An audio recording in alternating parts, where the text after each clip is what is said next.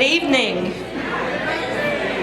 Okay, we would like to proceed with tonight's event, please. Okay, well, thank you. Now, before we go any further, I'm going to ask one thing. Please, one thing. Show respect. We are here, no. We are here to respect you. Please show respect. Okay? Now, what I would like to do is to introduce our next guest, Mr. Kenneth L. Moore, he's the FBI Special Agent in Charge with the Knoxville office. Mr. Moore is a native of Macon, Georgia. He and his wife are proud parents of 2 sons.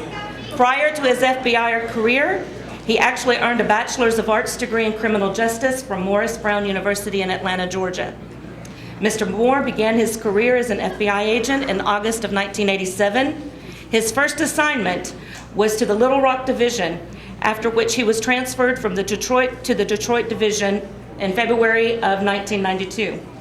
He investigated foreign counterintelligence matters until 1994, when he was then designated as the Division Civil Rights Coordinator. During this time, he was responsible for investigating all civil rights cases in Detroit metropolitan area. In July of 1997, Mr. Moore was promoted to the Hate Crimes Unit at the FBI headquarters, where he served as Supervisory Special Agent. He provided valuable program management oversight with numerous FBI investigations throughout the United States. Areas of particular focus were hate crimes, discrimination in housing, human trafficking, and violations of the Freedom of Access to Clinic Entrances Act. Mr. Moore also represented the FBI on several national-level multi-agency task forces. In November of 2000, Mr. Moore was promoted to Supervisory Senior Resident Agent of the Jackson Resident Agency in the Memphis Division. While in this role, Mr. Moore supervised many complex investigations, including significant domestic terrorism investigation, a number of white-collar criminal crime matters, and the dismantlement of several drug trafficking organizations in that region.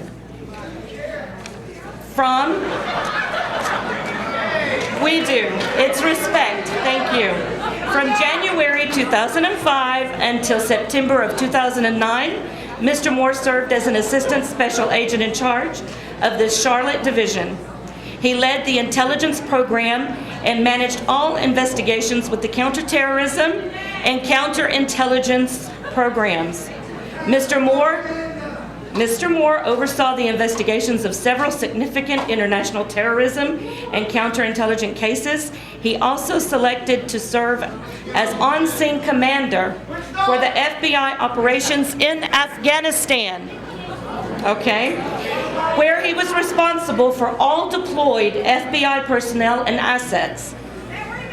In May of 2012, Mr. Moore was appointed to serve as the Special Agent in Charge in the East Tennessee District.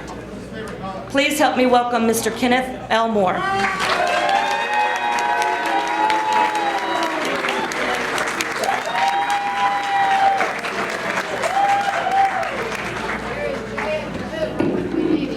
Good evening. Attorney General Eric Holder.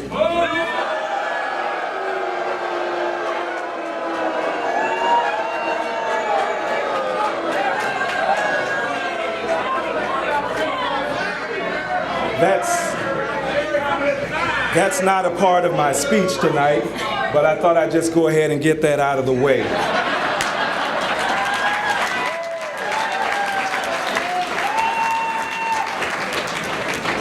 Thank you for inviting me to speak tonight, specifically to talk about the FBI's investigative priorities, which also include the dual roles of protecting this country against acts of terrorism, while also ensuring everyone's basic civil rights are protected. The FBI's investigative priorities are organized around three primary national security threats: terrorism, espionage, foreign counterintelligence, and cyber and high-tech crimes, and five major criminal threats: public corruption, civil rights, organized crime, white-collar crime, and also violent crime.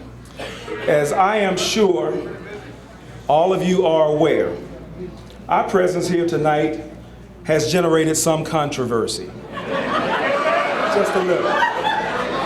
Just a little.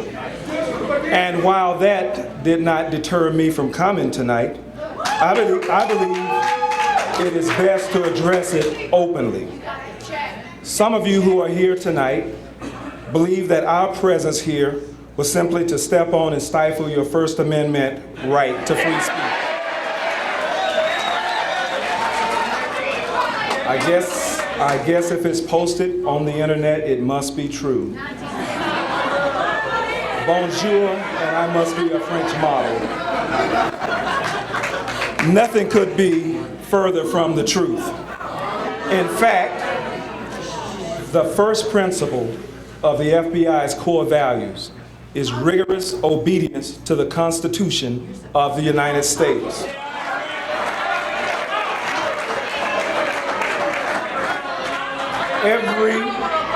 Every single agent assigned to my division and in the FBI has pledged an oath to the Constitution. Upholding the Constitution and the rule of law is always more important than the outcome of any interview, search for evidence, or investigation. How we accomplish our mission is just as important as whether we accomplish it. My reason for being here tonight is simple. My reason is to continue to build relationships that I'm convinced are beneficial to us all.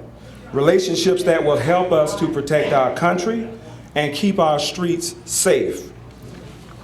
I am here because we must all be in this together, and because I believe a sound and trusting relationship with the Muslim community and other communities of faith are very important in helping us to keep this nation safe.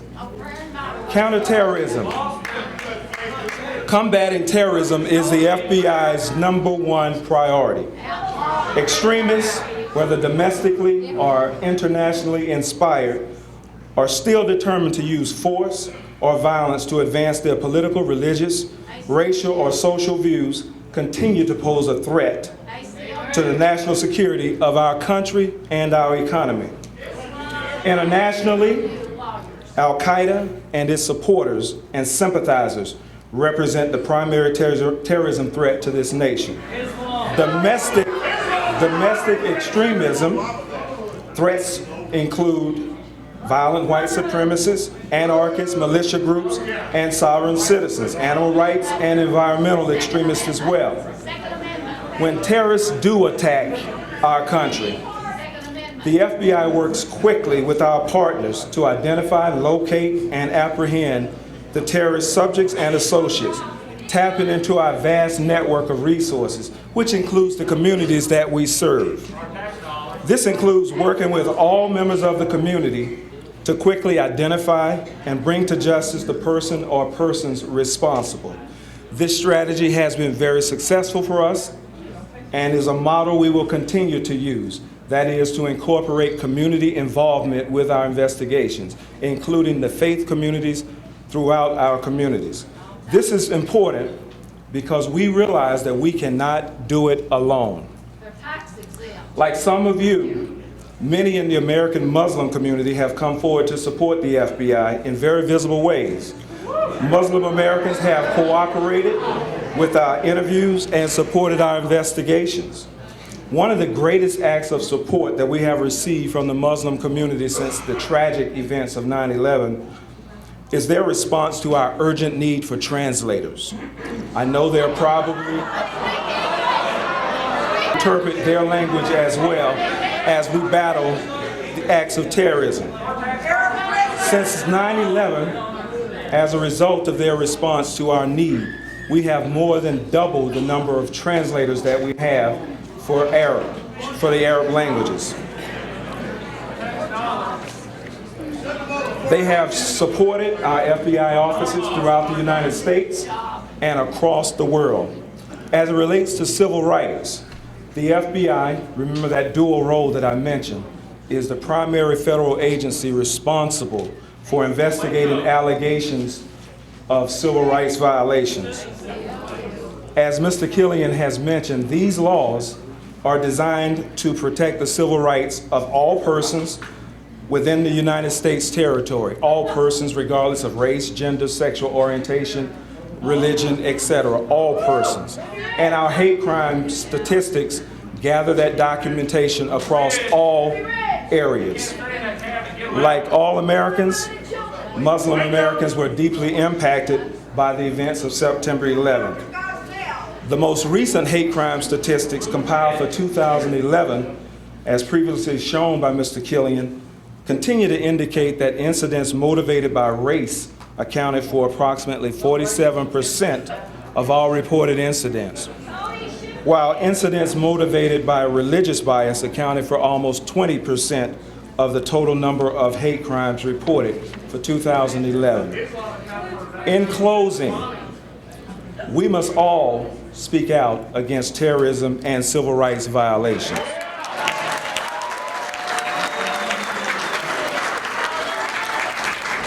America, this country that we all love, and many of us have sworn to protect, has always been a land of diversity, a nation rich in ethnic and cultural chemistry.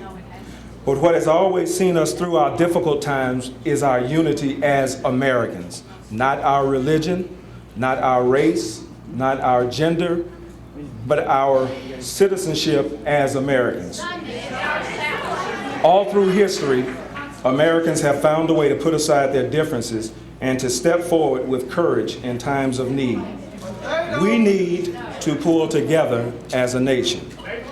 We in the FBI need each one of you to help us in that area.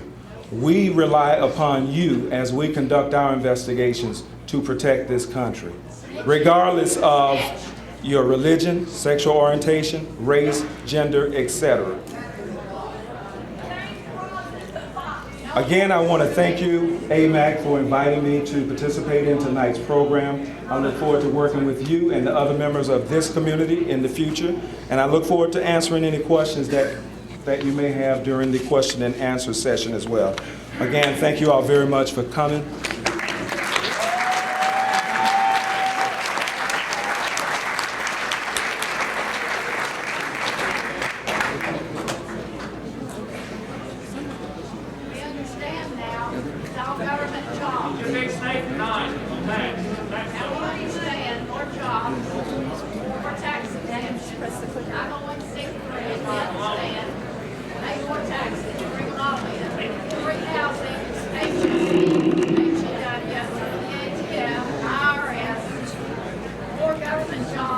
Hello. May God's peace, blessing, and mercy be upon you all. My name is Sabina Moyuddin. Zach Moyuddin is my brother-in-law, not to get us confused. Just a short introduction about myself before I do the presentation on understanding the American Muslim community. You understand already. I want to see a show of hands. How many people are native Tennesseans? So am I. I was born and raised in Nashville. My children were born here and raised here. That makes me a second-generation Muslim.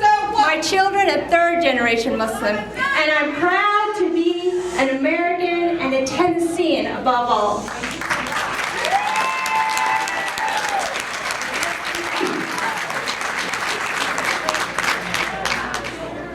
I graduated from Vanderbilt University with a degree in mechanical engineering, but I chose to serve my family, raise my children to be the best that they can be, and to contribute to this society to make it the best it can be. I volunteer with the Islamic Center of Nashville. I'm a member of the American Muslim Advisory Council. I work with the youth. I do interfaith with the youth through the Sons and Daughters of Abraham Project. And we bring people together to understand our differences while working together for a better America. So, if you can show a little respect, I'm going to go through the presentation now. Understanding the American Muslim community. Ms. Suera had already gone over AMAC's mission. You can visit our website. In today's program, I'll be talking about American Muslims and how American Muslims are building strong communities and addressing security. So American Muslims. There are about 1.6 billion Muslims around the world. But what a lot of people don't understand is that not all Muslims are Arabs and not all Arabs are Muslims. Only 18%, less than 1/5 of the Muslim population worldwide are actually Arabs. Countries with over 100 million Muslims include Indonesia, Pakistan, India, Bangladesh. India, Muslims only make 20% of the population, so that's the largest minority Muslim population. In America, there's an estimated 7 million Muslims. But Muslims are not new to American history. They've been here through the beginning of the American history. So Muslim integration is not a new phenomenon.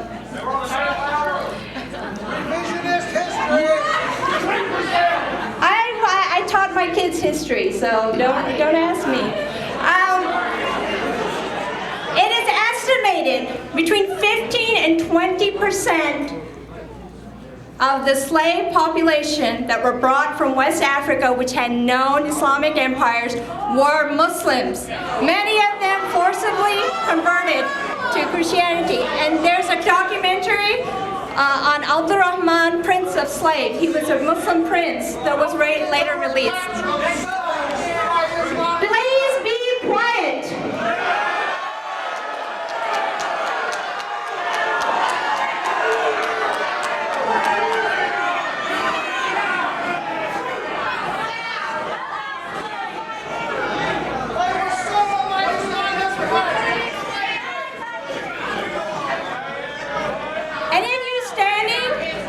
There are a few extra seats in the middle. Some people are leaving.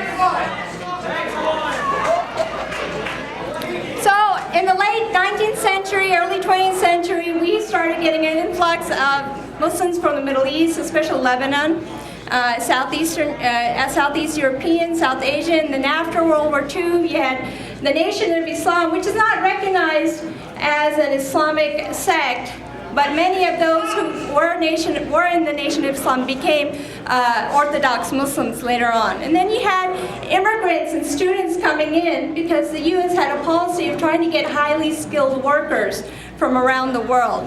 And in the 1990s, you had, again, an influx of immigrants and refugees from war-torn areas.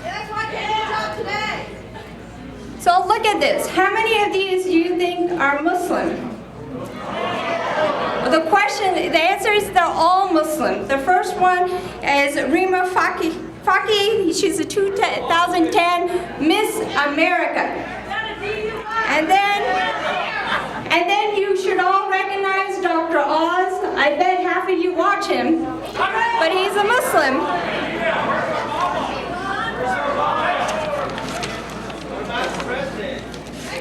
Ask his pastor. So the American Muslim ethnic breakdown is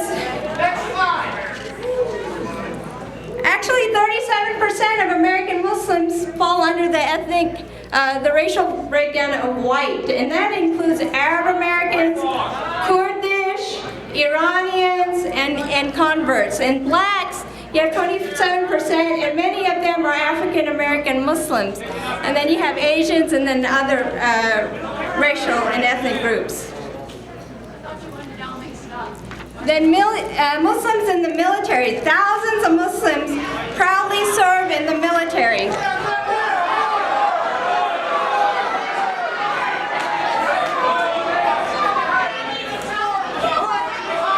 I have a friend who's originally from Kenya who has served in the Army Corps of Engineers and served his country proudly in Afghanistan twice. So you have to understand there are Muslims who proudly serve in our military. In Tennessee, there's an estimated 63,000 Muslims, and they're very diverse. Ethnically, there's only over 40 nationalities are represented. Politically, you have Democrats, you have independents, you have Republican Muslims. Professionally, you have doctors, lawyers, engineers, but business owners, factory workers, teachers. So they add to the state's economy. And religiously, you have secular Muslims who are very liberal, and then you have more conservative Muslims, and you have your moderate Muslims. So why did they come to America? Just like any other immigrant. Many came, like the Kurds and the Somali, to escape war. They came for educational opportunities. My father came in 1961 to do his residency. Economic opportunities. They strongly believe in the American dream that if you work hard, you can succeed. Religious freedom. You know, many people come from a place where you cannot openly practice your religion. And family reunification. Muslims in Middle Tennessee, it's about 30,000 Muslims in Middle Tennessee. And one famous Muslim who came in the 1970s is Nobel Peace Prize winner Muhammad Yunus, who studied at Vanderbilt and taught at MTSU. And it's very diverse, the community. It has the largest Kurdish population outside of Kurdistan, about 10,000. Fourth largest Somali population, Arab Muslim community, Asians, African Americans, and others. So according to the Pew Research in 2011, 37% of Muslims are born in the United States, and that's like second generations like myself, third generations, and those who have ancestors back from the days of slavery. 63% are foreign born, and over 2/3 of them are American citizens. And that is the highest rate of citizenship among any immigrant population in America. So you take the numbers together, a total of 81% of American Muslims are citizens. So living in America. So, you know, I didn't want to avoid any controversial words or anything. So I think you have to understand when a Muslim talks about Sharia, they're talking about how it is applied in a personal life. How is it I am supposed to raise my children to be good human beings, my responsibility to my parents. It's a guideline how to live an ethical life like the Jewish canon law. There's a diversity of interpretation. There's a diversity of interpretation. It's not stagnant, and it's consistent with the values in the Constitution because it really emphasizes justice, and it compels Muslims to obey the law of the land.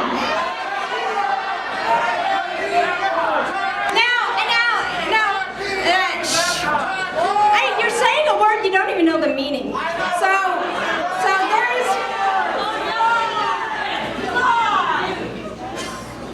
there's in America, you have to trust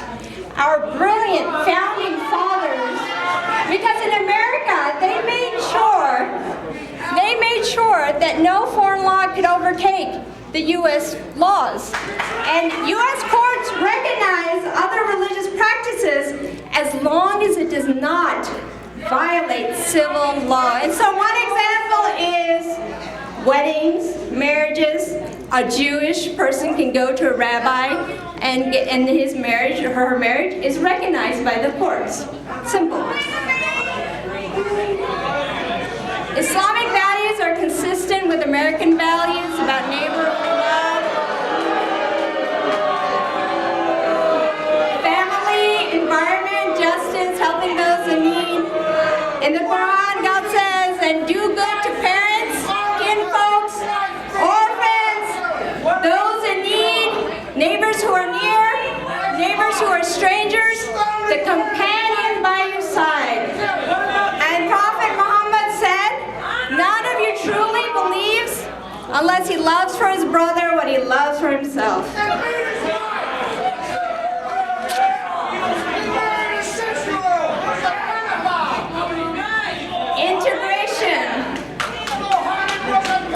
American Muslims try to be true to their religious values while still remaining uniquely American. And these are some examples of organizations that help us. And our daily prayer, how we don't have a mosque, so we say our prayers at home or where we are at the time. And how to deal with dietary restrictions in America. So a lot of people they've asked these questions, why aren't Muslims assimilated? And they will often look at how I might be dressed, covering my hair. And modesty in dress is required for both men and women, and is not unique in Islam. The first picture is of a Jewish woman, the second one is Mother Teresa, and the third one is Ingrid Mattson, the president of the Islamic Society of North America. Show respect. Other people are listening. I mean, we're talking about civil discourse. Civil discourse. Why do I wear a scarf? I wear it because as an act of faith, to be respected as a woman of faith, and to be judged by looks, to be judged by intellect and not my looks.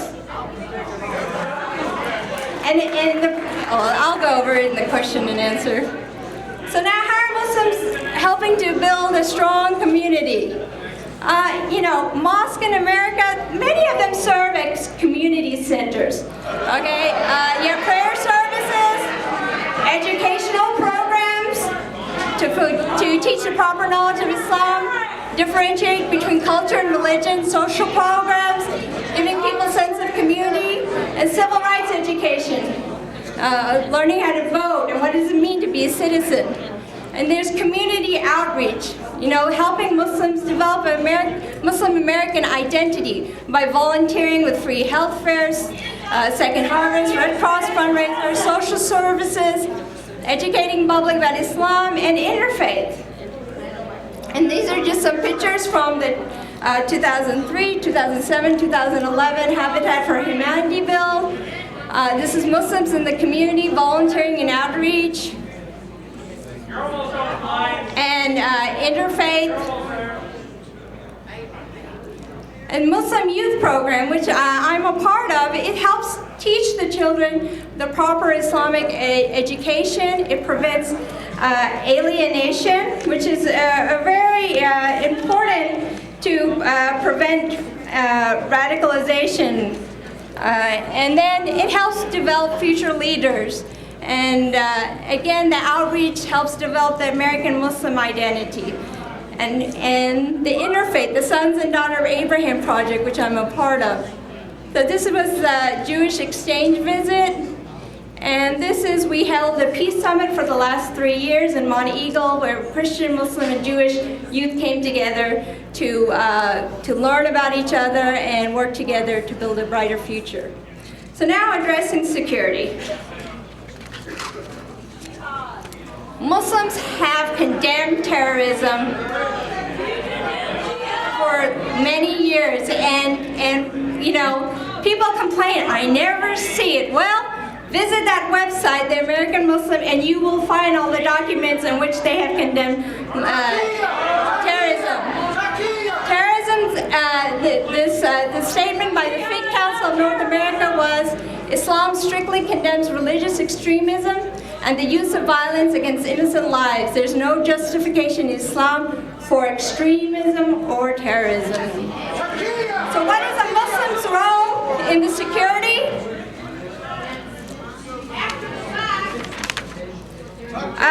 Muslims have a vested interest in the safety of our communities because they live here and work here and they raise their children here. We are working with law enforcement to identify and address problems and issues, and that's what we do here at AMAC. And according to a 2012 report at UNC, that a total of 52 out of 141 individuals were turned in by Muslims since 9/11. So they are trying their best to address security. So let's talk about Islamophobia.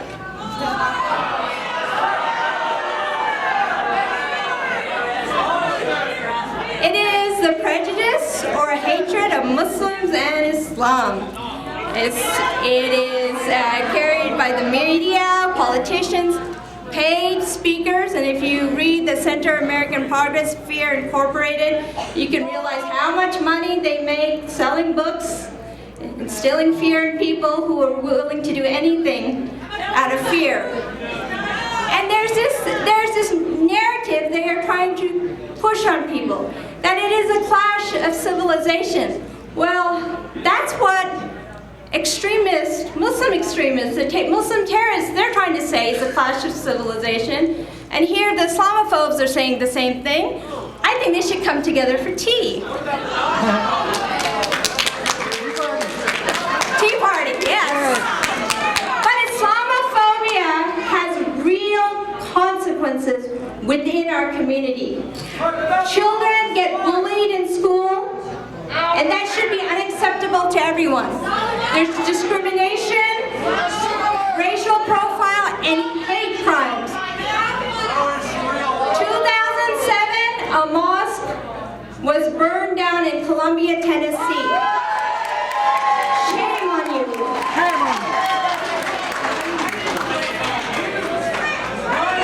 Last August, six members of the Sikh community were gunned down. Last week, a Muslim woman was stabbed. We cannot call ourselves loyal Americans if we just stand around and say that that's okay. Thank you for your time.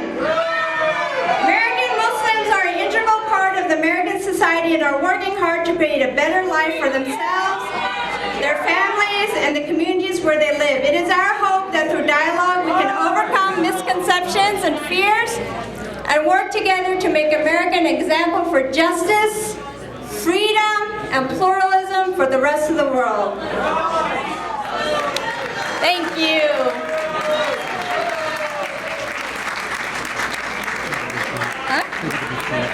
Okay. Hi, I just wanted to make a brief comment. My name is Nader, and I was born in Tennessee, and I was raised here. Excuse me, I was raised here in Coffee County. I went to high school and elementary school and middle school all here in Coffee County, and I've attended a lot of public functions. And the behavior on display today is not what I was taught here in this town. Thank you.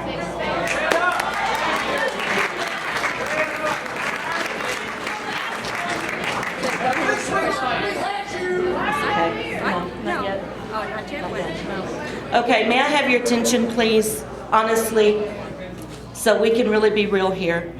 As in the beginning, I told you, my name is Dorothy Swayed, and I grew up in Noonan, Georgia. I was born, I have 10 generations and more. Okay, more. I am an American. My children are American. My children are Muslim. My parents, no, you have to, there is a shame. There is a shame because where I grew up in a racist society. where desegregation took forever. No. I saw racism as I grew up. Okay? And that's what we've seen here. And due to the interruptions, yes, it was racism. Okay? So, due to the interruptions of tonight's evening, due to the fact, and I'll tell you, my father was a Baptist minister. He would never sit here. No. He would never have sat here and acted like you guys did, okay? Not everybody, but the ones who are being abusive and very interruptive, okay, you could have listened, but you chose not to, okay? So because of the interruptions, we are allowed to have 2 questions this evening, and we're going to ask Mr. Kenneth L. Moore to come up with his question.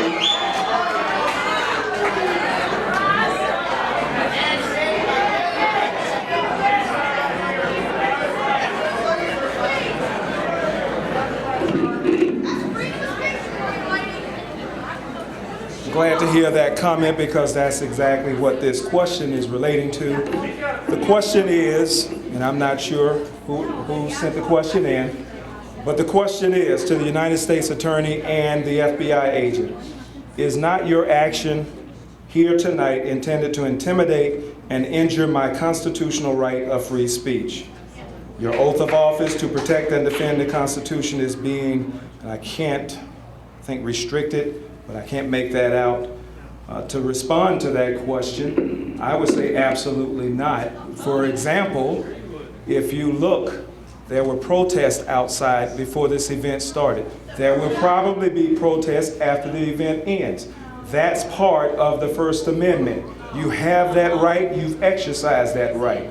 As it relates to free speech, not a single person in here has been ushered out, regardless of all of the interruptions, the blurting out of questions and comments. No one has been penalized as a result of that because First Amendment. If you take a look at the First Amendment in its entirety, not one individual here tonight will be arrested, charged, investigated as a result of being here. And so, to answer your question, we are not here to intimidate anyone. I am here again to hopefully gain your support in terms of investigations and acts of civil rights violation. That's why we're here. It's just that simple. So thank you for the question, whoever asked the question. And so thank you again. I'm not even running license plates, and we didn't have a roster when you walked in, and you won't have one when you leave. Thank you very much.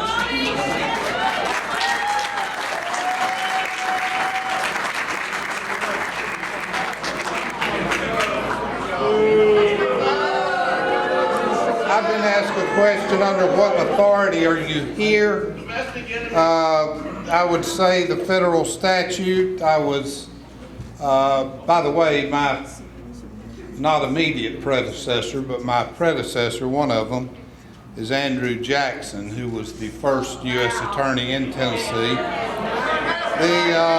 But in terms of under what authority I'm here, federal statute created the U.S. Attorneys obviously a long time ago, and I was unanimously approved by the Senate and appointed by the President of the United States.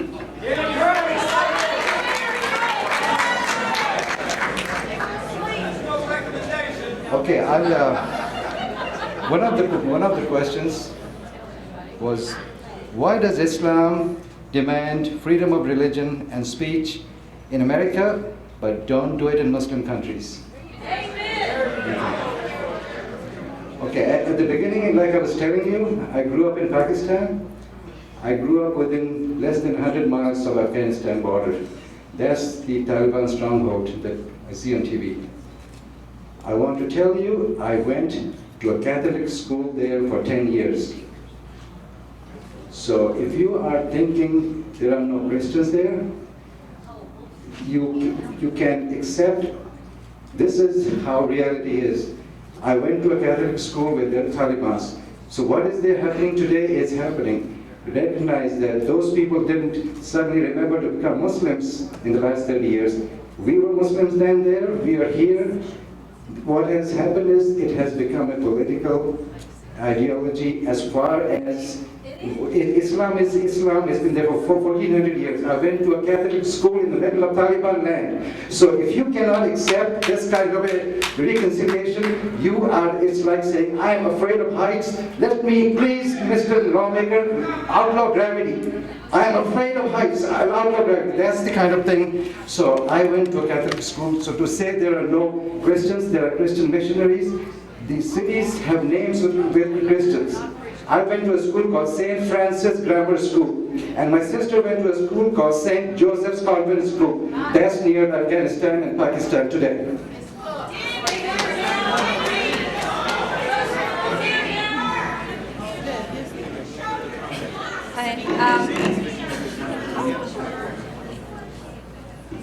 I know some of you have some other questions. Unfortunately, because of time, we can't answer them all here.